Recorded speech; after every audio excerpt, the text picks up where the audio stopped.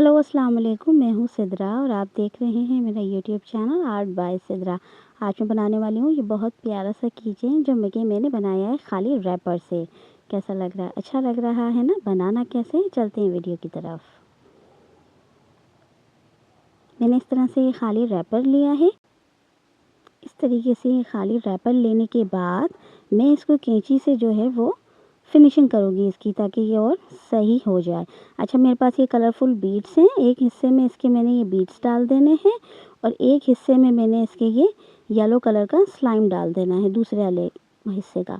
और इसमें मैंने रेड कलर का स्लाइम डाल देना है। इन दोनों में स्लाइम डालने के बाद ये मेरे पास कुछ बीड्स हैं जो मैंने अल्फ़ाबेट वाले बीड्स लिए हैं। ये हैं तो मेरे नाम के बीड्स, मेरे नाम की स्पेलिंग है।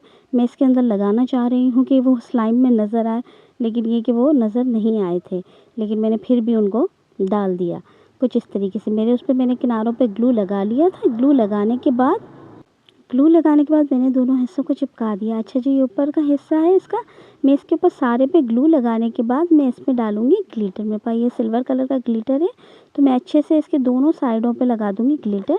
ये मेरे पास की चेन का रिंग है, इसके अंदर मैंने एक होल कर लिया था, यहाँ पे मैं ये की चेन का रिंग डाल दूँगी कुछ इस तरीके से। ये मेरा की चेन हो गया है बिल्कुल तैयार।